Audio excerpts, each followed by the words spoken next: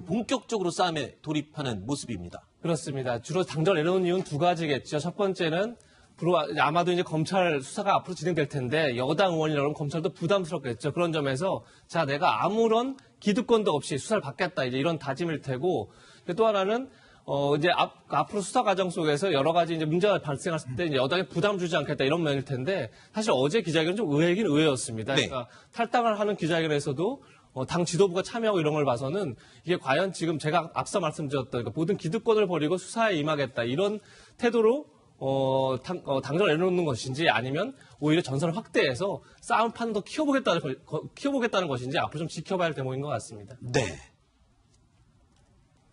자, 일단 당적도 내려놓고 사퇴도 불사하겠다라고 주장을 하고 있습니다. 일단 최초로 이 보도한 SBS를 상대로 이제 고소전도 예고했고요. 지금 SBS 내부에서도 언론 노조가 강력하게 또 반발하고 있죠. 그렇습니다. 지금 SBS뿐만 아니라 이 관련된 보도를 한 200여 건의 기사들에 대해서 다시 고소를 하겠다는 입장이거든요.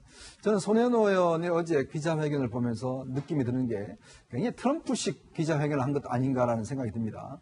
왜냐하면 트럼프 대통령도 마찬가지로 자신의 어떤 여러 가지 문제가 생겼을 때 일단 부인을 합니다. 네. 두 번째로는 모든 걸 가짜뉴스라고 지목을 하죠. 그리고 세 번째로는 기본적으로 자신의 지지층을 동원합니다. 네. 그런 상황을 보면 어제 손혜원 의원의 기자회견도 보면 일단 관련된 혐의에 대해서 일체 언급하지 않습니다. 네. 그리고 모든 것들은 다 자신의 어떤 문화재 살리기 위한 것이었다라고 이야기를 하고 있고 네. 또 모든 뉴스는 가짜 뉴스다라는 취급을 하고 있어요. 네. 그리고 또 어떤 지지층에 대해서 적극적으로 나서달라는 부탁을 하고 있습니다. 네. 즉 싸움의 프레임 자체를 아하. 완전히 본질적인 어떤 것보다는 실제로 이거를 정치적 공방과 정책 싸움으로 전환시키는 그런 어떤 어제 기자회견이었다. 저는 그렇게 보이고 있습니다. 자, 어제 기자회견을 마친 뒤에도 손혜원 의원은요, 계속해서 결백을 주장했습니다. 그러면서 이 인물을 소환해냈습니다.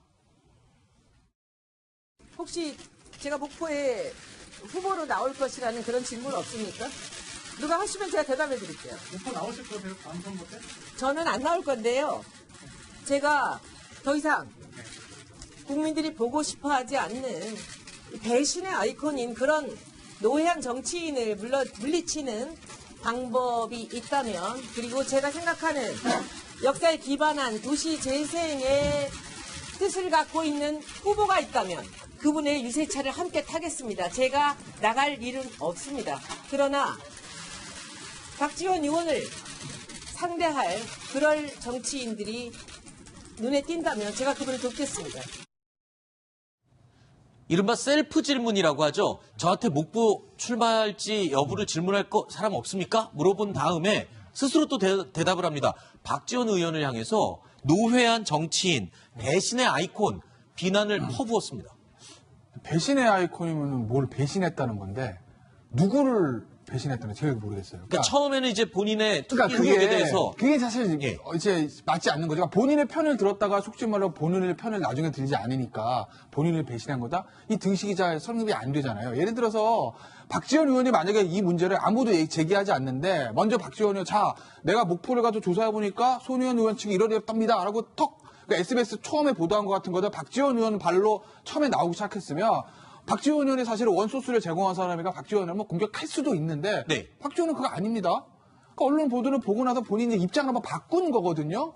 입장을 바꿨다고 본인한테 좀 손혜원 의원한테 불리한 얘기를 했다고 해서 배신의 아이콘이다라는 게 저는 적절한 비유인지는 좀 하나의 의문이고 네. 앞서 이제 이현정 의원도 얘기하셨겠지만 이런 것 같아요.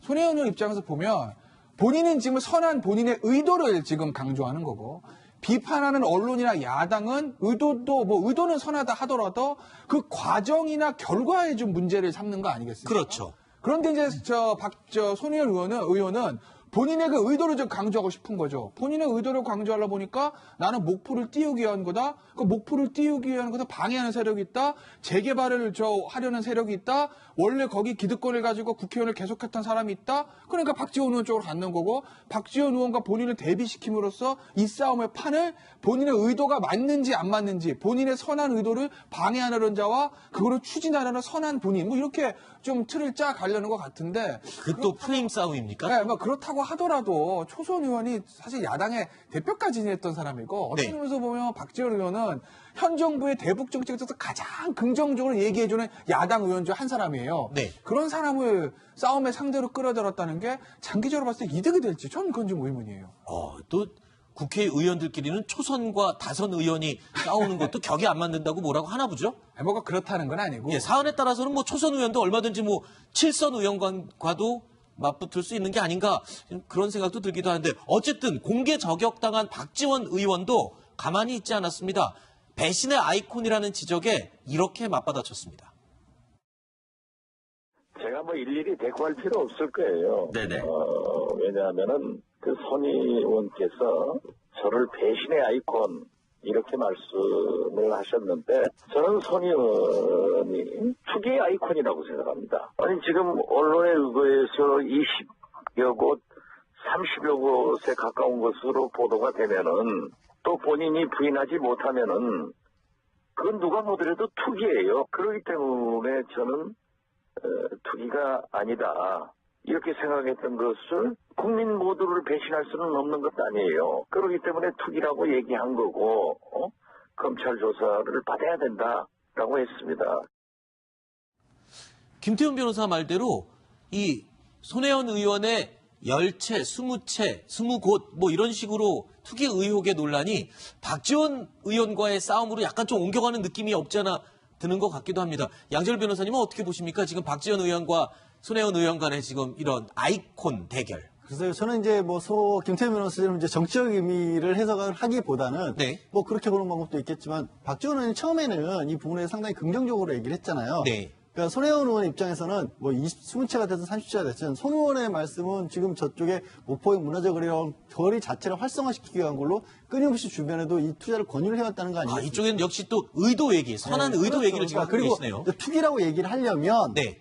얼마만큼의 돈을 들여서 얼마만큼 이익을 얻을 수 있었어야 되는 아하. 것이다라는 금전적인 부분이 강조가 되는데 손 의원은 그런 쪽의 의도는 전혀 없었다는 건데 네. 문제는 이제 박지원 의원 같은 경우 처음에는 외자 투자 받은 기분이다라고 굉장히 좋게 말씀하셨다가 네. 또 나중에 언론에 의해서 많은 부분이 있다고 하니까 이렇게 말씀을 좀 다른 방향으로 바꾸셨단 말이에요. 아하. 그 부분이 아마 많이 서운하셨던 게 아닌가 싶습니다. 네. 아군으로 시작해서 이제 완전히 적군으로 돌아선 박지원 의원 그리고 손혜원 의원 두 사람의 악연 꽤 오래전으로 거슬러 올라갈 수 있다라고 하는데 무슨 인연이 있었던 겁니까? 그러니까 손혜원 의원의 정계 입문을 이번 국회 때 했지 않습니까? 네.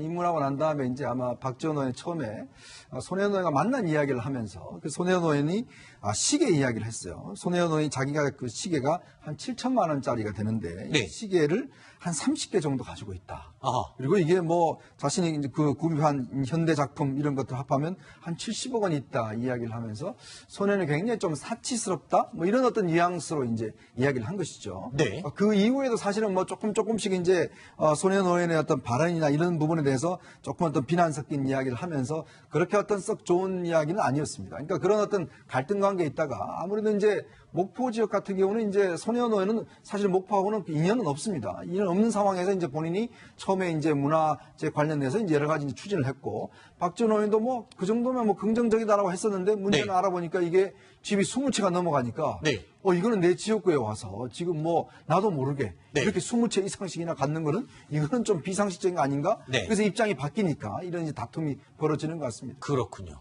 자, 그런데요. 투기 의혹이 불거진 후에 탈당을 선언하기까지 손혜원 의원의 행보는요. 지금까지 우리가 봐왔던 논란에 휘말려서 이러한 상황까지 가던 다른 정치인들의 태도와 확연히 달라 보였습니다. 어제 기자회견의 한 장면을 다시 보시죠.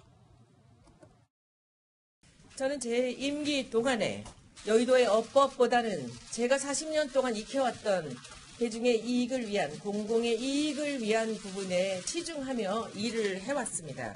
여의도 문법에 맞게 대처한다면 살짝 고개 숙이고 그리고 간사 자리 내놓고 문화체육관광이 상임위를 옮겨서 조용히 잠잠해질 때를 기다리는 것이 아마 맞을 것입니다. 그러나 그렇게 할 수 없습니다. 그것은 손혜원이 아닙니다. 이재명 차장, 예. 사실 정치인들이라고 하면 뭔가 문제가 불거지고 논란이 확산되면 일단 모든 일에 대해서 내 책임이다 사과를 하고 그리고 뭐 변명이나 설명을 했는데 손혜원 의원은 일단 유감 표시 자체도 없었어요. 그렇죠. 분명히 다른 건 틀림없죠. 보통 네. 뭐 부덕의 소치 이런 얘기 참 많이 그렇죠. 있죠. 그래서 어쨌든 도의적 책임을, 정치적 책임을 지는 게 1차 어떻게 보면 사과 방법인데 뭐 손혜원은 지금 뭐 여러 가지 의혹이 제기되고 있습니다. 뭐 부동산 투기 의혹도 있는 거고 차명 거래 의혹도 있는 거고 이해 상충, 이해 충돌 문제도 지금 계속 제기되고 있고 이런 상황에서 본인은 하여튼 여의도 업법과 다르다. 이건 어쨌든 뭐 사과하고 뭐 자신의 한 발 물러서고 이런 게 아니라 결사 항전을 하겠다 이런 걸 뭐 분명히 한 거라 이렇게 볼 수 있고 또 어제 뭐 셀프 질문이라고 얘기했지만 뭐 박지원 의원 그다음에 나경원 원내대표의 전선을 확대해서 오히려 큰 판 속에서 한번 자기가 자기의 결별을 주장해 보겠다 이렇게 주장하고 있는데 하나 좀 지적할 문제는 여의도 업법이다 이렇게 얘기를 했는데 일단 정치인이 자신의 어떤 행위에 대해서 논란이 됐을 때 기본적으로 사과하고 이것이 법적 문제가 되지 않더라도 정치 논란을 일으킨 거에 대해서 어떤 문제를 받아들일 수 있는 건 좀 당연한 정치의 태도다 이렇게 네. 생각되기 때문에 이것이 여의도법으로 폄훼될 문제는 아닌 것 같습니다. 여기를 보시면요. 일단 처음 보도를 했던 SBS를 상대로 명예훼손으로 고소고발을 지금 준비하고 있는데 SBS뿐만 아니라 이와 같은 내용으로 보도했던 200여 개 기사에 대해서 모두 고소를 하겠다라고 입장을 밝혔고요. 나경원 의원에게는 전 재산을 걸고 내기할 거냐고 물어봤고요. 박지원 의원에게는 조금 전에 얘기한 것처럼 배신자라고 했고 또 이어서 건설사들의 음모론을 제기하고 있습니다. 사실 탈당 전에는 민주당이라는 배경을 좀 등에 업고 있었지만 어제 이제 탈당하고 난 뒤에는 그 배경조차 없어졌어요. 이렇게 되면 손혜원 의원 혼자 모든 주변과 다 싸우겠다. 전선을 엄청나게 확대하는 거 아닙니까? 그러니까 저런 모습을 보면 어떤 면에서 보면 손혜원 의원이 지난번 국정농단 청문회 때 네. 청문위원으로 활동을 했지 않습니까? 당시에 손혜원 의원이 사실은 최순실 국정 비리와 관련해서 아주 그 강도 높게 질타를 했었죠. 근데 본인은 사실은 국립박물관에 인사청탁을 했지 않습니까? 네. 근데 본인은 훌륭한 어떤 사람을 추천했다라고 이야기를 하고 있고 다른 사람이 한 것은 인사청탁이라고 이야기를 하고 있습니다. 자신은 문화재 살리기고 다른 사람이 하면 투기라고 이야기를 하고 있어요. 그런 거 보면 모든 기준은 자신을 하면 다 옳다라는 걸로 기준이 되어 있거든요. 그리고 우리가 왜 국회의원을 이만큼 중요시하냐면 아무리 선한 뜻이 있더라도 그것이 법과 제도에 맞아야 됩니다. 네. 그렇지 않으면 이게 문제가 되는 것이죠. 선한 의도를 어떻게 확인하겠습니까? 본인은 선한 의도라고 그러지만 그 선한 의도를 객관적으로 확인할 수 있습니까? 네. 그럴 수 없거든요. 알겠습니다. 근데 문제는 자꾸 본인은 착하다, 본인은 선하다라고만 다른 사람은 다 나쁘다라는 프레임을 가져가니까 네. 이게 참 이해할 수 없는 국면인 것 같습니다. 의도한 게 아니라 본인은 선하게 시작했는데 결과가 나빴을 때 서운한 마음은 조금 이해도 할 수 있을 것 같기도 합니다만 자, 손혜원 의원은요 그동안 거침없는 성격과 입담으로 또 유명했지요. 이런 부분도 지금의 상황을 만든 게 아니냐는 분석도 정가에서는 일부 나오고 있습니다.